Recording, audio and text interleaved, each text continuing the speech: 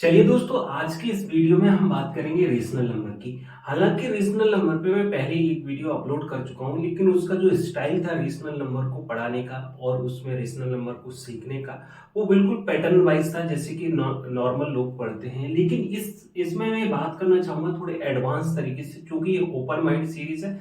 तो अगर आपको ये तीन कंडीशन जो मैंने पिछली वीडियो में रेशनल नंबर की बताई थी, अगर आपको ये नहीं याद करनी हो और आप बिल्कुल भी याद नहीं करना चाहते हैं, तो एक नया तरीका जो मैं आज की वीडियो में डिस्कस करूंगा, जिसके लिए आप इस वर्ड रेशनल को देखिए। जैसे ही आप रेशनल को देखेंगे, इसमें से मैं एनएएल को एक्सक्लूड कर दे रहा हूं। अगर मैंने एनएएल को एक्सक्लूड किया तो मेरे पास बचेगा रेशियो। तो तो दोस्तों, जो रेशियो वर्ड है वो रेशनल से निकल के आया है। यहाँ पे ये नहीं होना चाहिए कि रेशियो के बाद रेशनल को फॉर्मेट किया गया है। अगर वर्ड्स पे अगर आप ध्यान देंगे तो रेशनल का डेरिवेशन है रेशियो।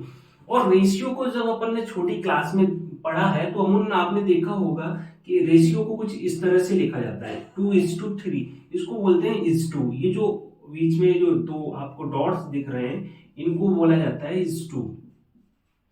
आपने कभी भी रेशियो जो देखा है वो हमेशा इसी फॉर्म में देखा होगा।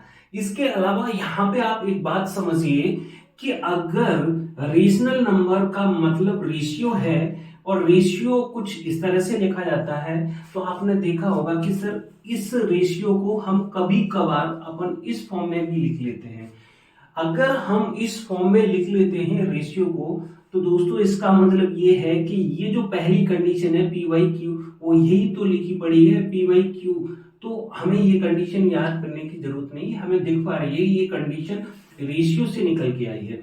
दूसरी बात, इसमें हमारा दूसरा पॉइंट ये है कि आपने कभी भी रेशियो को 2.5:3.11 इस तरह से कभी नहीं देखा होगा। और अमूमन जब आप देखोगे तो ये जो 2.5 3.11 इस तरह से आपको कभी नहीं दिखेगा तो ये हमेशा इंटीजर की फॉर्म में दिखेगा। इस तरह से दिख सकता है आपको 11:12 इस तरह से दिख सकता है आपको। इसका मतलब ये है कि यहाँ पे जब हम रेशियो को लिख रहे हैं तो यहाँ पे ये दोनों के दोनों नंबर्स कैसे हैं, इंटीजर है। तो दोस्तों दूसरी कंडीशन हमारी यही है कि p q belongs to integer. यहाँ पे हम तीसरी कंडीशन की बात करेंगे। तीसरी कंडीशन को आप कुछ इस तरह से समझिएगा कि ये जो जब आप इस फॉर्म में इसको राइट कर रहे होंगे तो आप देखेंगे कि ये जो ऊपर वाला है वो नोमेरेटर है और नीचे वाला है वो डिनोमिनेटर है। और तीसरी कंडीशन दोस्तों आपको कभी भी याद करने की जरूरत नहीं है। आप हमेशा मान लीजिएगा कि मैथमेटिक्स के अंदर कोई भी प्रॉब्लम हो तो कभी भी डिनोमिनेटर जीरो नहीं होना चाहिए। डिनोमिनेटर कभी भी जीरो नहीं होना चाहिए। ये कोई स्पेशल केस नहीं है कि आप रेशनल नंबर के केस में ही आप याद रखें कि q does not equal to zero, यानी कि denominator does not equal to zero. Denominator तो हमेशा पूरी की पूरी मैथमेटिक्स की कोई भी प्रॉब्लम हो तो आप हमेशा, ये यूनिवर्सल ट्रूथ है कि डिनोमिनेटर कभी भी जीरो नहीं होगा। क्योंकि मैंने आपको बताया था कि अगर आपने डिनोमिनेटर को कभी भी जीरो कर दिया तो जीरो का अगर हम किसी भी नंबर में डिवीजन करेंगे तो टेंडिंग टू इनफाइनाइट हो जाता है। और इनफाइनाइट का मतलब क्या है कि प्रॉब्लम डजंट एग्जिस्ट। इसको मैथमेटिक्स में बोलते हैं नॉट एग्जिस्ट, यानी कि ये प्रॉब्लम ही जब एग्जिस्ट नहीं करेगी तो हम सॉल्व क्या करेंगे और प्रिडिक्शन क्या करेंगे कि इन चीजों के बारे में। तो हमेशा याद रखना है कि डिनोमिनेटर तो कभी भी जीरो नहीं होता है। तो आपने बड़े आसान तरीके से देखा होगा कि ये तीनों कंडीशंस हैं वो यहीं से निकल के आ रही हैं। इसके अलावा मैं आपको इसमें 2 या 3 एग्जाम्पल देना चाहता हूं, आप उन एग्जाम्पल को जरूर समझिएगा। यहाँ पे सबसे पहले मेरा सवाल आपसे ये है कि अगर मैं आपको एक क्वेश्चन दे रहा हूं 1, मैं आपसे पूछता हूं ये 1 रेशनल नंबर है या नहीं है, तो सबसे पहले आपको लगेगा कि ये p1q के फॉर्म के जैसा तो है नहीं। लेकिन आपने देखा होगा अमूमन मैथमेटिक्स में कि अगर किसी भी नंबर को हम 1 से डिवाइड करें तो वो सेम जो नंबर है वही रहता है। अगर यहाँ पे 12 हो और 12 को अगर हम 1 से डिवाइड करेंगे तो 12 ही है। यहाँ पे अगर 20 हो और 20 को 1 से डिवाइड करेंगे तो यहाँ पे 20 है।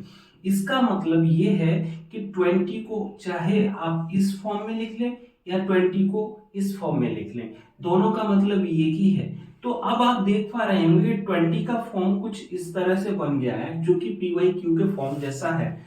और पी वाई क्यू के फॉर्म जैसा है। अभी आप सेकंड कंडीशन चेक करेंगे कि p q belongs to integer, तो पी और क्यू इंटीजर भी हैं।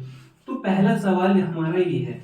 इसके अलावा दूसरा जो एग्जाम्पल मैं लेना चाहूंगा वो लूंगा जीरो। स्टूडेंट्स क्या करते हैं कि जीरो को याद रखते हैं, मेमोराइज करके रखते हैं उसको कि zero is a rational number. Zero को याद करने की क्या जरूरत है? अगर जीरो को भी मैं लिखना चाहूं तो क्या इस तरह से नहीं लिख सकता हूं? इसका मतलब भी तो जीरो ही होगा। तो अगर जीरो को इस तरह से लिख लिया तो पी वाई क्यू के फॉर्म जैसा ऑलरेडी दिख रहा है। जीरो भी इंटीजर में आता है, वन भी इंटीजर में आता है, और क्यू की जगह जीरो नहीं है, तो बाई डिफॉल्ट आप जीरो को भी इसी तरीके से याद रख सकते हैं कि जीरो रेशनल नंबर है। इसको सेपरेटली याद करने की क्या जरूरत है? अब हम एग्जाम्पल 3 की बात करते हैं। दोस्तों, अगर आप प्रॉब्लम फेस तब करोगे जब आपको कुछ इस तरह का नंबर दिखेगा। अगर मैं पूछूं कि ये जो नंबर है ये रेशनल है या नहीं है, तो मुझे लगता है कि आप इसमें स्टक हो जाओगे, क्योंकि ये नंबर इस फॉर्मेट में तो नहीं दिख रहा है। अगर नंबर हमें इस फॉर्मेट में नहीं दिख रहा है तो हमारे लिए थोड़ी सी प्रॉब्लम हो सकती है, या बच्चों के लिए थोड़ी सी प्रॉब्लम हो सकती है कि इस नंबर को आइडेंटिटी ना कर पाए कि ये रेशनल है या इरेशनल है। तो इसके लिए मैं आपको दो चीजें बताना चाहता हूँ। पहली चीज आप ये समझिए कि यहाँ पे जो नंबर्स दिखेंगे आपको, जिनमें पॉइंट्स रहता है, वो नंबर्स आपको दो तरह के दिखेंगे। या तो नंबर वो टर्मिनेट हो रहे होंगे या फिर नॉन टर्मिनेट हो रहे होंगे। टर्मिनेट का मतलब क्या है कि जैसे कि कोई नंबर है 1.5, अब 5 के बाद आगे ये मतलब आगे मूव नहीं कर रहा है। जैसे कि 1.5 का क्या मतलब होता है? 3/2। अगर मैं 3 में 2 से डिवीजन दूं तो हमें 1.5 मिलेगा। अब इसके आगे ये नंबर नहीं जा रहा है, और ये नंबर हमें कब मिलेगा? ये नंबर हमें मिलेगा अगर मैं 10 को 3 से डिवाइड करूं तो हमें ये नंबर मिलेगा, और ये 3 3 3 करके मूव करता चला जाएगा। तो आपको यहाँ पे दो टाइप के नंबर दिख सकते हैं। या तो नंबर टर्मिनेट हो रहे होंगे, ये नंबर टर्मिनेट हो गया, या फिर नंबर नॉन टर्मिनेट होंगे। ये नंबर टर्मिनेट हो गया है और ये नंबर टर्मिनेट नहीं हुआ है। तो अगर आपको कहीं भी क्वेश्चन इस तरह से दिखता है जिसमें पॉइंट्स हैं, पॉइंट्स के बाद पूछता है कि नंबर रेशनल है या इरेशनल है, अगर पॉइंट के बाद नंबर टर्मिनेट हो जा रहा है तो उसको आप रेशनल की कैटेगरी में डाल दीजिए। सवाल तब आएगा जब नंबर टर्मिनेट नहीं होगा। तब अगर नंबर टर्मिनेट नहीं होता है तो ये नंबर रेशनल भी हो सकता है और इरेशनल भी हो सकता है। तो इन नंबर को आइडेंटिफाई करने का तरीका यह है कि आप पॉइंट के बाद जो डिजिट है उस पर ध्यान दीजिएगा। ये यहाँ पे आपको दिख रहा है 3333, यानी कि यहाँ पे 3 का रिपीटेशन हो रहा है। अगर किसी भी नंबर में पॉइंट के बाद अगर डिजिट रिपीट करने लग जाए तो वो नंबर रेशनल की कैटेगरी में जाता है, तो ये रेशनल की कैटेगरी में चला जाएगा। इसके अलावा पॉइंट के बाद किसी भी नंबर का कोई भी डिजिट रिपीट नहीं होता है तो वो इरेशनल की कैटेगरी में जाता है।